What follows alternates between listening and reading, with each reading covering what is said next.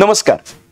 10वी-12वीचे निकाल नुकतेच लागलेत आणि आता पुढे काय करायचं, कोणता निर्णय घ्यायचा, शाखा कोणती निवडायची, प्रवेश कसा घ्यायचा, या सगळ्या हाराकिरीमध्ये विद्यार्थी आणि पालक आहेत. सगळ्यात महत्त्वाची गोष्ट म्हणजे अंतिम ध्येय काय आणि अंतिम ध्येयाला अनुसरून माझा 11वी पासूनचा प्रवेश किंवा प्रवास आणि 12वी नंतर फर्स्ट इयर पासूनचा प्रवास हा त्या दिशेने जायला पाहिजे. म्हणजे कुणाला सायंटिस्ट व्हायचं असेल, कुणाला उद्योजक व्हायचं असेल, कुणाला सरकारी अधिकारी व्हायचं असेल, कुणाला परदेशात जायचं असेल, कुणाला छंदांवर आधारित करिअर करायचं असेल, तर कुणाला डिफेन्समध्ये. मला असं वाटतं की स्पर्धा परीक्षा आणि सरकारी अधिकारी या पॉइंट ऑफ व्ह्यूने म्हणजे या पार्श्वभूमीवरती 10वी-12वी नंतरची करिअरची निवड कशी करायची या विषयावर आज मी तुमच्याशी बोलणार आहे. या विषयावरती बोलत असताना आपण सगळ्या प्रकारच्या शक्यतांचा विचार करणार आहोत. तुमच्या मनात नेमकं काय चाललंय या विषयाला तर मी स्पर्श करणारच आहे. आणि मग सगळा व्हिडिओ पाहून झाल्यानंतर किंवा व्हिडिओ ऐकत असताना तुम्ही मनातल्या मनात विचार करायचा आहे की नेमकं माझ्यासाठी आता काय हे अनुकूल आहे आणि मी कसा निर्णय घ्यायचा आहे.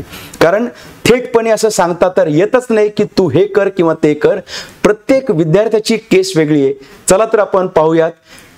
स्पर्धा परीक्षांच्या पार्श्वभूमीवर, सरकारी अधिकारी होण्याच्या पार्श्वभूमीवर 10वी आणि 12वी नंतरची शाखा निवड किंवा पुढची प्रक्रिया कशी चालू करूयात.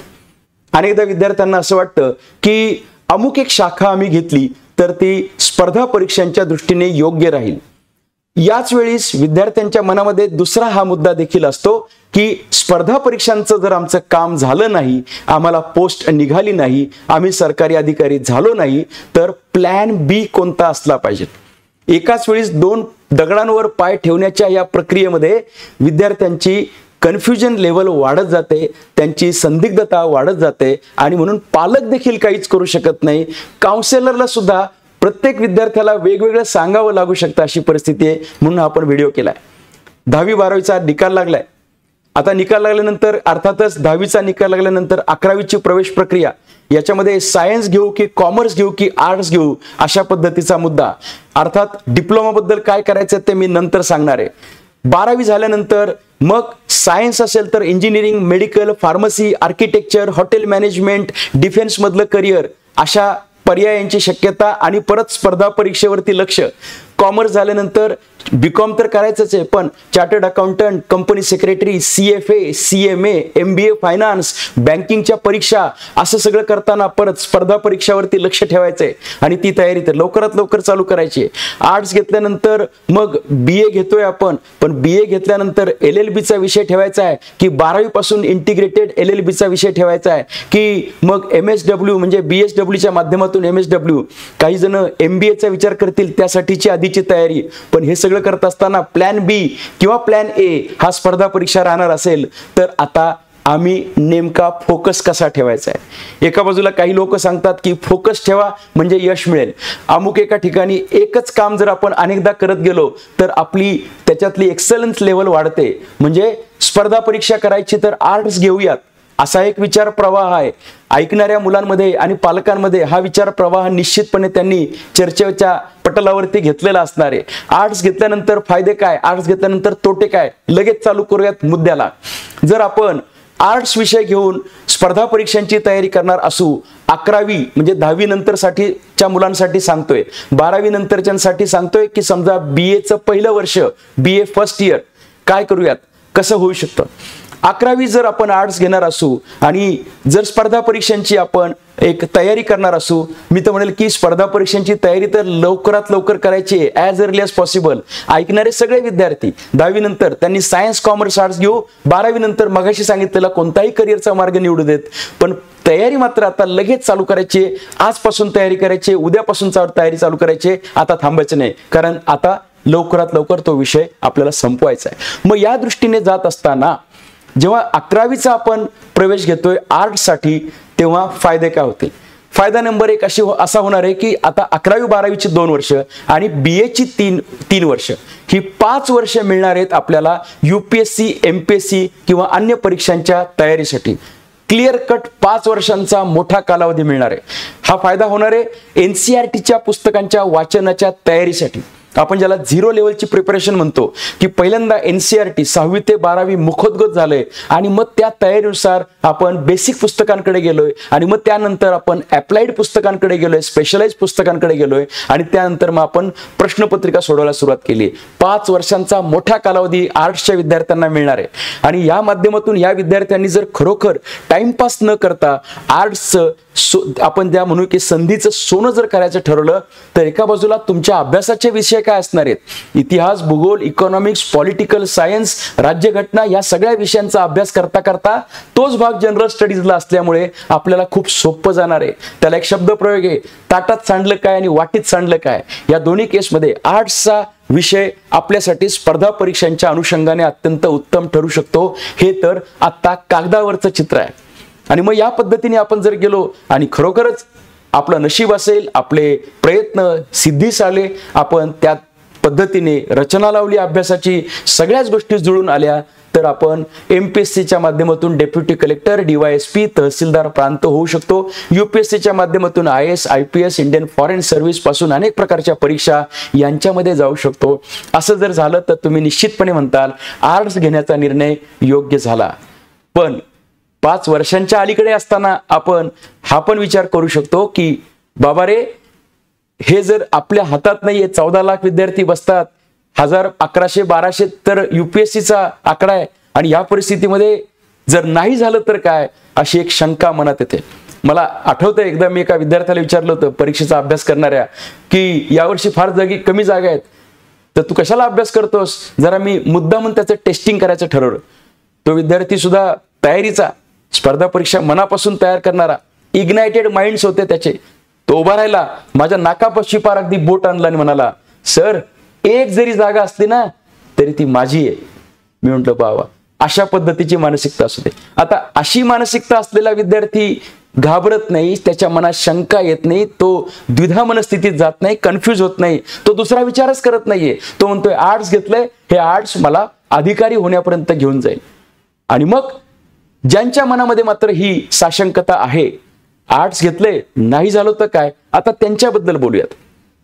जेव्हा आपण असा विचार करू की अरे मला आहेत ना 90-92% मार्क आणि मी तरी सुद्धा आर्ट्स 11वीचा प्रवेश घेतोय, किंवा 12वीचा विद्यार्थी देखील असा विचार करू शकतो की मला वेगळ्या अपॉर्च्युनिटीज मी जाऊ शकतो, LLB कडे जाऊ शकतो, मी पुढच्या दृष्टीने काही भाषांमधला अभ्यास असेल, काही PhD कडे मी सरकू शकतो, मला टीचर बनताय, पण मी आता स्पर्धा परीक्षांच्याच मागे लागलोय, BA करतोय, तर मग माझं चुकतंय का, असा विचार जर मनात येत असेल तर मला असं वाटतंय की या केसमध्ये हा विचार जास्त मनामध्ये असेल आणि खूप टक्केवारी असेल तर थोडं नंतर सायन्सचं पण आपण ऐकणार आहोत, कॉमर्सचं पण ऐकणार आहोत.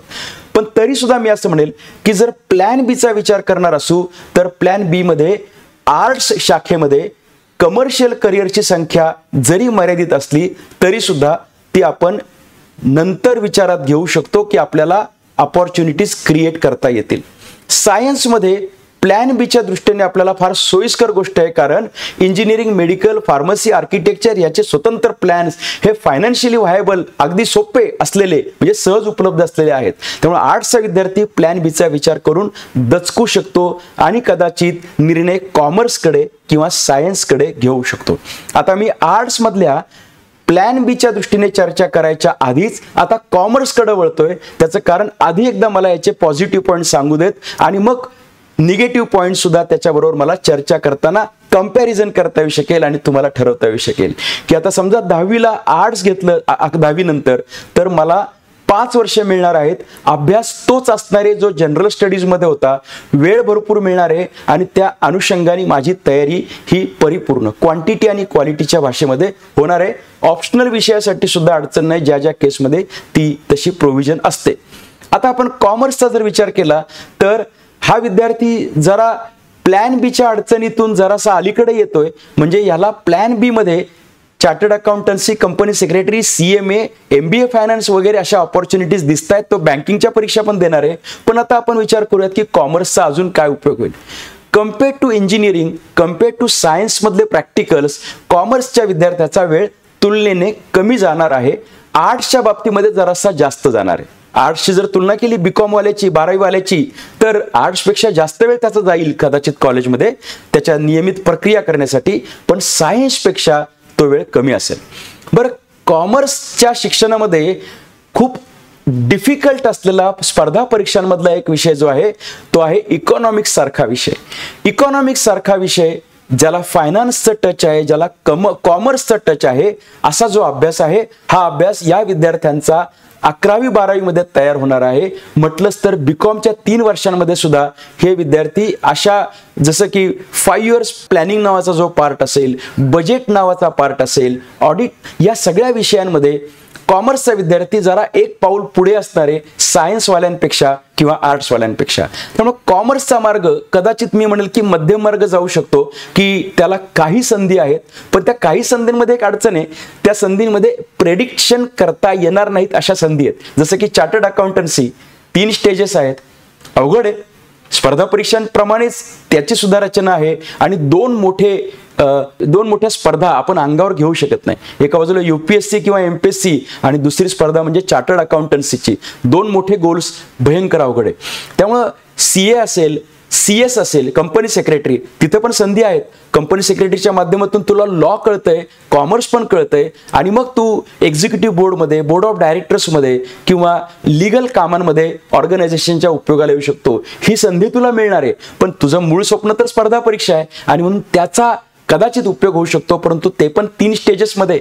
त्यालाही 3 स्टेजेस आहेत आणि या 3 स्टेजेस फाउंडेशन, इंटरमिजिएट, एक्झिक्युटिव्ह अशा पद्धतीने आपल्याला पुढे फायनलला जाताना जर मग त्या 3 स्टेजेस जमणार नसतील, अवघड वाटणार असतील, ॲट ए टाइम स्पर्धा परीक्षेच्या वेळेस मला असं वाटतंय CA प्लस स्पर्धा परीक्षा अवघड आहे, कंपनी सेक्रेटरी प्लस स्पर्धा परीक्षा अवघड आहे, CMA प्लस स्पर्धा परीक्षा जरा सोपं आहे, पण तरी म्हणेल की मी एका दगडावरती, एकाच वेळेस 2 दगडांवरती पाय राहतील. सायन्स बाबत जर बोलायचं झालं तर काय होणार आहे, सायन्सच्या विद्यार्थ्यांचा बहुतांशी वेळ हा प्रॅक्टिकल्समध्ये जाणार आहे. जर ते विद्यार्थी CET, JEE mains, JEE advance आणि नीट सारख्या परीक्षांची तयारी करणार असतील तर त्यांचा बहुतांशी वेळ मी म्हणेल 12वी सायन्स पर्यंत 2 वर्षांचा हा वेळ जो आहे हा पूर्णतः तुमच्या त्या शॉर्ट टर्म गोलवरती जाणार आहे, इंजिनिअरिंग आणि मेडिकल. आता नेमकं इंजिनिअरिंग, डॉक्टरचं स्पर्धा परीक्षांमध्ये काय त्यांनी स्थान निर्माण केलंय ते व्हिडिओच्या पुढच्या भागात मी सांगणार आहे, जसं डिप्लोमाचं पण मी सांगणार आहे. इंजिनिअरिंग आणि मेडिकलला जाऊ इच्छिणारे, नंतर स्पर्धा परीक्षा करू इच्छिणारे, ज्यांना प्लॅन बी स्ट्रॉंगर ठेवायचा आहे, अशा विद्यार्थ्यांनी लक्षात ठेवा, 11वी-12वीची दोन्ही वर्ष तुमची फक्त आणि फक्त सायन्सच्या अभ्यासात जाणार आहेत.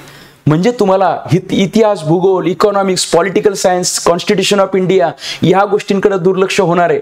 पण आता जो सायन्सचा अभ्यास होणार आहे तो तुमच्या UPSC MPSCच्या सिलेबसपेक्षा खूप जास्त ऑलरेडी तुम्ही अभ्यास करून ठेवणार आहात. 2 वर्ष आर्ट्सच्या विद्यार्थ्यांच्या तुलनेने 2 वर्ष तुमची कमी होतील एवढं नक्की आहे. पण मग फायदा काय होणार आहे, प्लॅन बी स्ट्रॉंगर होणार आहे. कारण BA केल्यानंतर मिळणाऱ्या कमर्शियल जॉब ऑपॉर्च्युनिटीज आणि इंजिनिअरिंग केल्यानंतर किंवा मेडिकल केल्यानंतर, B फार्मसी केल्यानंतरच्या जॉब ऑपॉर्च्युनिटीज यांची तुलना होऊ शकत नाही. त्यामुळं सायन्समध्ये गेल्यानंतर मला हा फायदा होऊ शकेल, हा मुद्दा अत्यंत बरोबर आहे. पण अजून एक मुद्दा आहे की प्लॅन बी होतोय, पण मूळ स्पर्धा परीक्षांचं स्वप्न अडचणीत येऊ शकतं का, तर आपण चेक करूयात उत्तर याचं. सायन्सच्या माध्यमातून जो विद्यार्थी जातोय त्या विद्यार्थ्याचं मॅथमॅटिक्स पक्क बनून गेलेलं असतं. CSAT नावाची जी परीक्षा MPSC UPSC ला आहे, या CSAT मध्ये आपण पाहतो की सायन्सचे विद्यार्थी जरा आघाडी उचलताना दिसतात. नुसतंच CSAT ची परीक्षा मी म्हणत नाहीये, टोटल UPSCचा जरी आपण आकडा काढला तर इंजिनिअरिंग आणि मेडिकलच्या ग्रॅज्युएटची संख्या ही मोठी आहे असं दिसतंय. गेल्या 15-20 वर्षांमध्ये IITs असतील, MBBS चे विद्यार्थी असतील, BTech BE चे विद्यार्थी असतील, मोठ्या प्रमाणामध्ये UPSC पास होताना दिसत आहेत. आता आपण पाहूयात, हे प्लॅन बी तयार करायला गेले होते पण यांचा प्लॅन एक असा स्ट्रॉंग झालाय. आणि आता ही तुलना आपण आर्ट्स बरोबर पण करणार आहे. आर्ट्स मध्ये प्लस पॉईंट आपण काय पाहिला, 5 वर्ष सलग GSचाच अभ्यास जणू काही तुम्ही करताय आणि जर त्याला टोक लावलं तर तुम्हाला प्लॅन बी ची गरजच राहणार नाहीये. तुम्ही प्लॅन एच म्हणजे स्पर्धा परीक्षांच्या माध्यमातून सरकारी अधिकारी होण्याच्या प्रक्रियेमध्ये तुम्ही जिंकू शकता. अर्थात त्या लेवलचा अभ्यास केला पाहिजे, प्रत्येक क्षण न क्षण वापरला पाहिजे, तर तो निर्णय बरोबर येईल. बघा, म्हणजे आपण सायन्स बद्दल बोलताना सुद्धा दोन्ही बाजूनी बोलतोय. डबल ढोलकी आहे. डबल ढोलकी अशी आहे की प्लॅन बी स्ट्रॉंग होतोय, पण प्लॅन ए ला कमी वेळ मिळतोय. पण प्लॅन ए ला कमी जरी वेळ मिळाला तरी काही विषय मात्र पक्के होत आहेत. जसं की सायन्स मधल्या प्रश्नांची उत्तरं, सीसॅट मधल्या प्रश्नांची उत्तरं सायन्सचे विद्यार्थी सहजपणे देणार आहे. कॉन्फिडन्स असणार आहे. आता आपण चेक करूयात कॉन्फिडन्स हा मुद्दा. आर्ट्सच्या विद्यार्थ्याचा अभ्यास जर केला नाही आणि प्लॅन बी कडे डोळे लावून राहिले तर स्पर्धा परीक्षांवरचा कॉन्फिडन्स कमी होतो. पण फक्त स्पर्धा परीक्षांच्या दृष्टीने जर त्याने 5 वर्ष वापरली तर त्या केसमध्ये त्याचा स्पर्धा परीक्षांसाठीचा कॉन्फिडन्स हा मोठा असतो. कॉमर्सच्या बाबतीत सुद्धा बोलताना साधारणतः संमिश्रच अशा पद्धतीचं वातावरण आहे. जर कॉमर्सचा विद्यार्थी बीकॉम करतोय, बीकॉम करेपर्यंत जर तो स्पर्धा परीक्षा प्लस कॉमर्स एवढंच जर सांभाळत असेल तर त्या केसमध्ये त्याला स्पर्धा परीक्षावरती लक्ष केंद्रित करता येऊ शकेल सायन्स वाल्यापेक्षा जास्त. पण जर त्याने मोठं जर आव्हान स्वीकारलं तर मात्र स्पर्धा परीक्षांते दोन्हीकडे एक ना धड भाराभार चिंध्या असं होऊ शकतं. पण कॉमर्सचा विद्यार्थी मधून चाललाय म्हणजे प्लॅन बीच्या दृष्टीने आर्ट्सवाला एवढं त्याचं नुकसान होणार नाही. पण मी तुम्हाला आर्ट्स मधल्या सुद्धा प्लॅन बीच्या गोष्टी सांगणार आहे की ज्या बऱ्यापैकी आहेत ऐकायला चांगल्या, आणि कदाचित जर ठरलं तर त्या प्लॅन बीच्या गोष्टी आर्ट्सवाल्यांसाठीच्या त्या उत्तम ठरतील. इथे मी प्लॅन ए प्लॅन बी कशाला म्हणतोय? प्लॅन ए म्हणजे स्पर्धा परीक्षा, सरकारी अधिकारी होणं, आणि प्लॅन बी म्हणजे त्या तुमच्या पदवीच्या माध्यमातून निर्माण झालेल्या उपलब्ध असलेल्या ग्रॅज्युएशन नंतरच्या संधी, याला आपण प्लॅन बी म्हणतोय. जर सायन्सच्या विद्यार्थ्याचा आपण विचार केला तर असं लक्षात येईल की सायन्सच्या विद्यार्थ्याला प्लॅन ए साठी वेळ कमी मिळतोय, प्लॅन बी मध्ये त्याला चांगल्या ऑपॉर्च्युनिटी, म्हणजे इंजिनिअरिंगच्या लोकांना तर मोठमोठी पॅकेजेस सुद्धा मिळणार आहेत. आणि या प्रक्रियेत अशी पण शक्यता आहे, कॉन्फिडन्स लेवलच्या बाबतीत मी बोलत होतो, सायन्सवाल्याचा कॉन्फिडन्स हा काही प्रमाणामध्ये नीट राहू शकतो जर तो ग्रॅज्युएशनच्या वेळेस स्पर्धा परीक्षांसाठी निम्मा वेळ देणार असेल. मग ते त्या केसमध्ये त्याला बाकीची म्हणजे सर्व्हायव्हलची भीती नाहीये, त्यामुळे तो कॉन्फिडन्स त्याचा तिथं जिवंत राहतो. I am engineer, I am doctor, I am pharmacist, अशा पद्धतीची फिलिंग त्याची राहते. उद्या इंटरव्ह्यू मध्ये गेल्यानंतर सुद्धा असा विद्यार्थी कदाचित त्याची सहजपणे म्हणजे काही न करता असलेला जो कॉन्फिडन्स आहे हा आर्ट्सपेक्षा जास्त असू शकतो. अर्थात या केस टू केस गोष्टी आहेत. या केसमध्ये सायन्स झालेला व्यक्ती हा स्ट्रॉंगर बनतो कारण त्याला भीती नसते.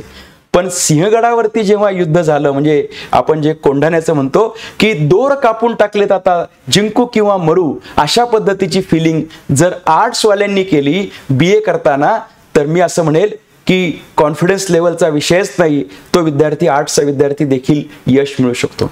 म्हणजे आपण समरी करू, आर्ट्सला गेल्यानंतर अभ्यासाला जास्त वेळ मिळणार आहे. आर्ट्सला गेल्यानंतर असे विषय असणार आहेत की जे GS मध्ये कव्हर होणार आहेत. आर्ट्सला गेल्यानंतर तुम्हाला या फोकसमुळे यश मिळण्यासाठीची शक्यता वाढणार आहे. कॉमर्सला गेल्यानंतर आपल्याला दोन्ही गोष्टी शक्य होणार आहेत. जर आपण मोठ्या स्पर्धा परीक्षांच्या नादी लागणार नसू कॉमर्स मधल्या, तर मग काही अडचण येणार नाही. नुसतंच कॉमर्स करणार असू तर आपल्याला ही संधी आर्ट्स प्रमाणेच उपलब्ध आहे.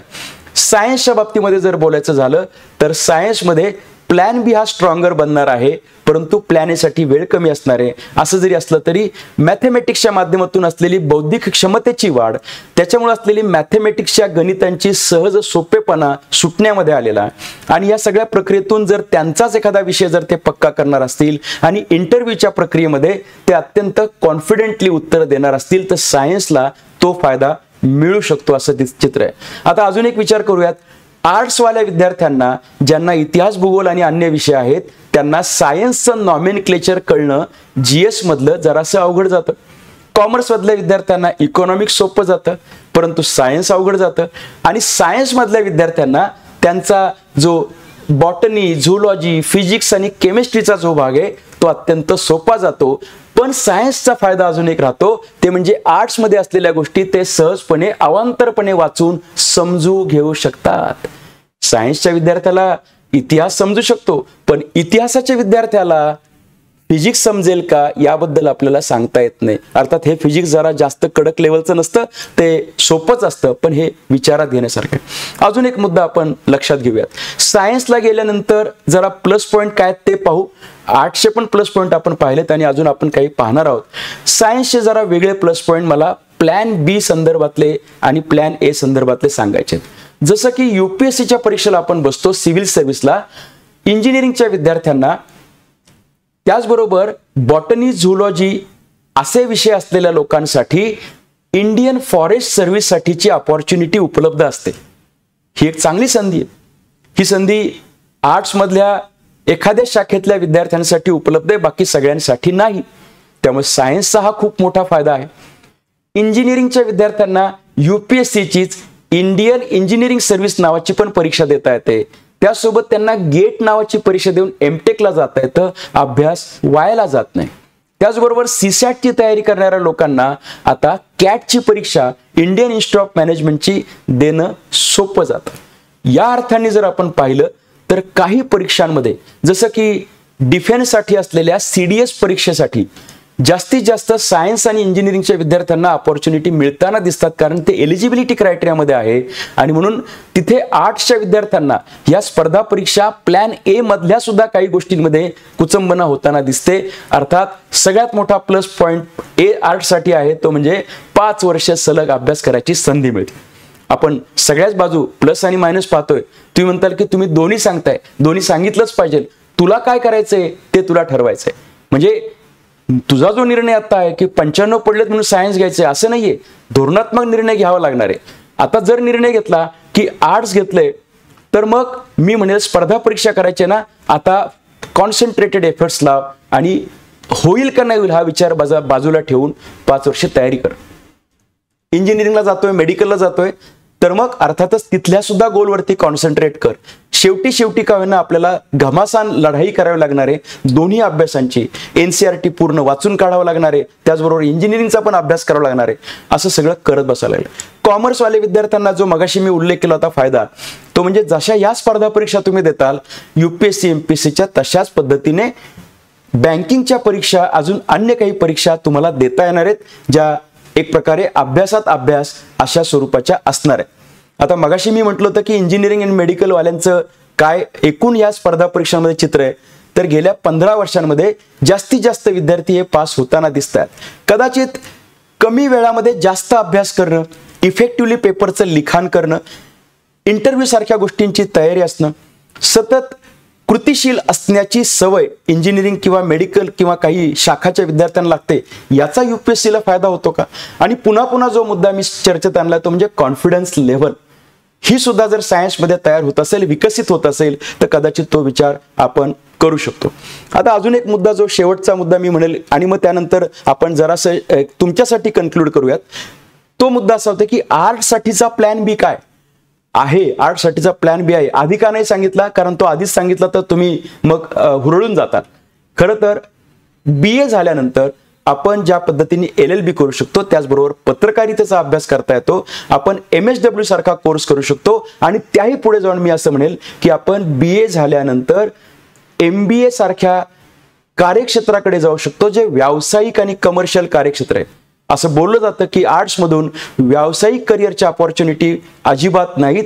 तर उत्तर आहे अजिबात नाहीत असं नाही, थोड्या कमी आहेत, पण ज्या आहेत त्या पण चांगल्या आहेत. जर आपण UPSCच्या तयारीच्या पार्श्वभूमीवरती CAT परीक्षेची तयारी केली आणि इंडियन इन्स्टिट्यूट ऑफ मॅनेजमेंटमध्ये जर आपण MBA साठी गेलो तर मला असं वाटतं की ठीक आहे, UPSC एक स्वप्न होतं. आता ते जर जमलं नाही तर पुढच्या 1-2 वर्षांच्या कालावधीमध्ये आपण जर MBA पूर्ण केलं, IIM मधनं पूर्ण केलं तर इंजिनिअरिंगपेक्षा, सायन्स ग्रॅज्युएटपेक्षा आपण पुढे जाताना दिसू शकतो. IIM मध्ये HR, marketing, finance, operation research, international business अशा अनेक प्रकारच्या कार्यक्षेत्रांचा, स्पेशलायझेशनचा विचार केला जातो.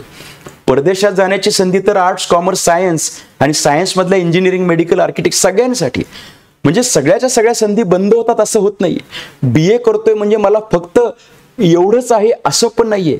BA नंतर सुद्धा आपण डिफेन्समध्ये जाऊ शकणार आहोत, आर्मीमध्ये जाऊ शकणार आहोत. या आर्मीच्या ज्या आर्ट्स नंतरच्या संधी मला तुम्हाला सांगायच्या होत्या, अर्थात त्या खूप नाहीत हे पण लक्षात घ्यायला पाहिजे. एखादी संधी मिळवण्यासाठी काही विशिष्ट ट्रेनिंग सुद्धा करावं लागणार आहे.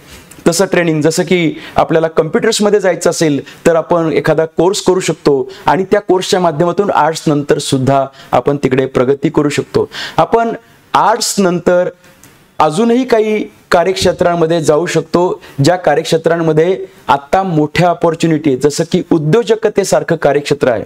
उद्योजकतेमध्ये तुम्ही जर गेलात तुमच्या आधीच्या अभ्यासाचा उपयोग होणार आहे. कोणत्याही शाखेत गेल्यानंतर UPSC MPSCचा अभ्यास व्हायला जाणार नाहीये, म्हणून मी प्रवृत्त करत नाहीये.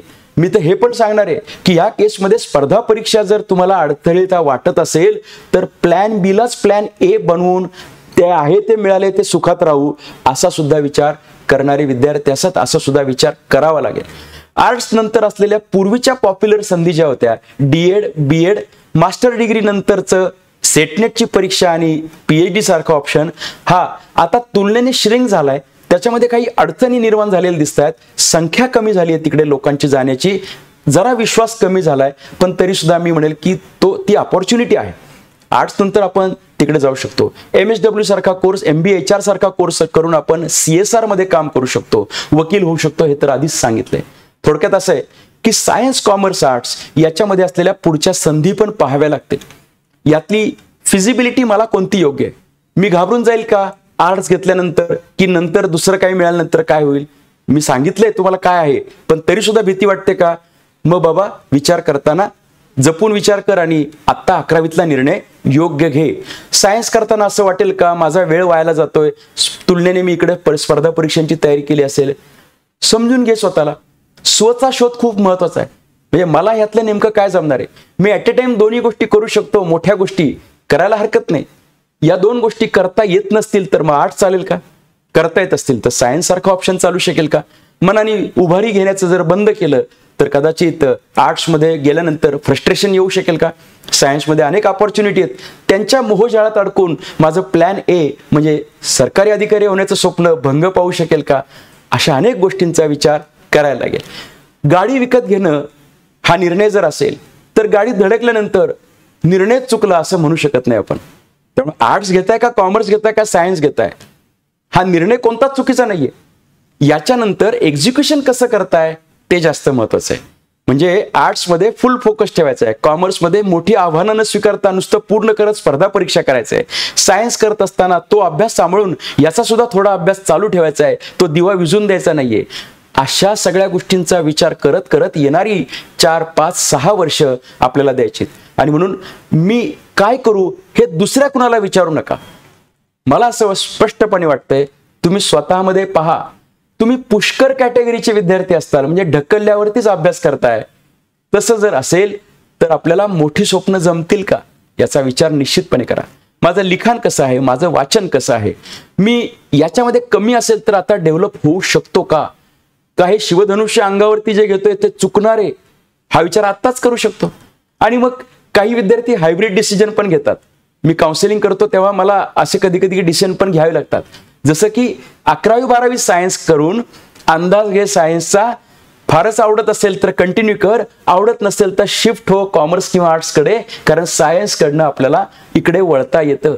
11वी 12वी आर्ट्स करून नंतर इंजिनिअरिंग बद्दल प्रेम निर्माण झालं तर असं वळता येत नाही. हाही मुद्दा लक्षात ठेवावा लागेल. स्पर्धा परीक्षाच्या पार्श्वभूमीवरती माझा आर्ट्स कॉमर्स सायन्सचा निर्णय या अनुषंगाने पूर्ण विचार करून कागदावरती मध्ये रेष मारा. या बाजूला प्लस पॉईंट लिहा, या बाजूला मायनस पॉईंट्स लिहा. स्पर्धा परीक्षेला अनुकूल काय गोष्टी आहेत ते लिहा. स्पर्धा परीक्षांचं बदलतं स्वरूप सुद्धा लक्षात घ्या. ॲग्रिकल्चरचे विद्यार्थी पूर्वी यशस्वी होताना दिसायचे म्हणून ॲग्रिकल्चर निवडायचे, पण आता ॲग्रिकल्चर मधला तो 50 मार्कांचा स्लॉट गेलाय, आता ते नॉर्मलायझेशन झाले, त्यामुळे ॲग्रिकल्चर घेऊनच यश मिळतं हा मुद्दा मागे पडलाय. मगाशी जे मी एक शब्द दिला होता तुम्हाला की मी डिप्लोमाचं सांगतो, 10वी नंतर डिप्लोमा करून डिग्री करत बसण्याच्या भानगडीमध्ये कदाचित एक बायपासचा एक अनुभव तुम्हाला येतो. मला असं वाटतं की डिप्लोमाचा विचार म्हणजे डिप्लोमा करून किंवा ITI करून मग स्पर्धा परीक्षांचं ध्येय हे जरा दूरगामी लांब असं चित्र दिसतंय. त्यामुळे तो निर्णय टाळता आला तर पहा.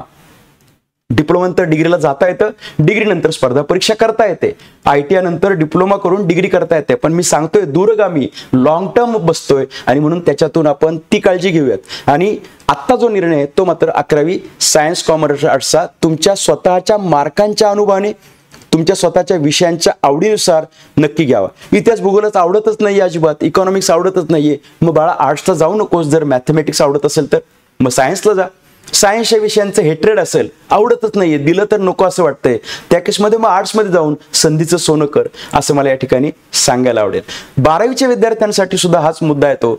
BSc करून स्पर्धा परीक्षा करायच्या का इंजिनिअरिंग करून स्पर्धा परीक्षा करायच्या. मला असं वाटतंय पुन्हा मगाचेच निकष लावावे लागतील. वेळ किती मिळतोय, तुझा मूळ स्वभाव कसा आहे, तुला दोन्ही गोष्टी जमतात की नाही, एकात एक फायदा होतोय का. जसं की इंजिनिअरिंगला गेल्यानंतर CDSचा पण फायदा आहे, AFCAT इनेटचा फायदा आहे, त्याचबरोबर इंडियन फॉरेस्ट सर्व्हिसचा फायदा आहे, त्याचबरोबर UPSCच्या MPSCच्या सगळ्या परीक्षांना बसता येते. सो अशा सगळ्या गोष्टींचा विचार करावा. एकूणच आपल्याकडे 5 आणि 6 वर्षांचा अंदाज बांधावा. आपण एकमेकांची कंपॅरिझन करणारे नसू तर अधिक सोपं होईल. कारण हे घेतलं की ते आवडतंय, ते घेतलं की हे आवडतंय, असं मुलांचं होऊ शकतं. गरज पडली तर आम्हाला संपर्क साधा, आम्ही निश्चितपणे तुम्हाला करिअरचा निर्णय कसा करायचा आहे करून देऊ. माझं नाव प्राध्यापक विजय नवले. आपण पाहू शकता बोर्डवरती. आपण संपर्कासाठी काय करू शकतो ते अर्थातच या चॅनेलच्या डिस्क्रिप्शनमध्ये पाहू शकता. मनापासून शुभेच्छा देतो तुमची 10वी 12वी झाली त्याबद्दल. आणि या निर्णयाबद्दल मात्र मनात संदेह न ठेवता निर्णय घ्या. शांतपणे घरात बसून निर्णय घ्या. आई वडील, तुम्ही गरज पडली तर काउन्सिलर किंवा एखादा सदिच्छा असलेला व्यक्ती यांच्यात हा निर्णय घ्या. जो निर्णय घेताल तो पक्का निर्णय घ्या. यू टर्न मारायचाच नाही असं ठरवून निर्णय घ्या आणि तयारी लागा. आर्ट्स घ्या, कॉमर्स घ्या, सायन्स घ्या, यश तुमचंच असू शकतं. प्लॅन ए तरी असेल किंवा प्लॅन बी तरी असेल, वाताहत होणार नाही याची काळजी आपण घेऊ शकतो आधीपासून. निर्णयाच्या सजगतेपासून आणि सुयोग्य निर्णयापासून. नुसता सुयोग्य निर्णय नाही तर घेतलेल्या निर्णयावरती जीवापाड मेहनत करून कष्ट करणे, हे जर केलं तर प्लॅन एच मिळू शकेल असं मला वाटतंय. सगळ्यांना मनापासून शुभेच्छा. धन्यवाद.